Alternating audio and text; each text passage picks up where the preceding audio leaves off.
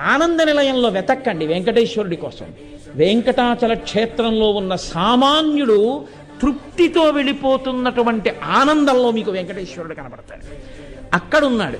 అందుకే స్వామి నటించుచుండు ఈ శైలమందు అన్నారు. ఆ పర్వతం అంతటి మీద ఆయన నర్తిస్తూ ఉంటాడు.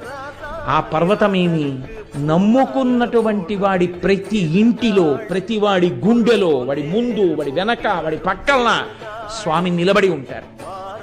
ఆనాటి నుండి ఈనాటి వరకు వెంకటేశ్వరానుగ్రహము అన్న మాటకు అర్థం ఏమీ నాకు తెలియదు స్వామి అని చెప్పినటువంటి వాణ్ణి ఆయన అనుగ్రహిస్తాడు.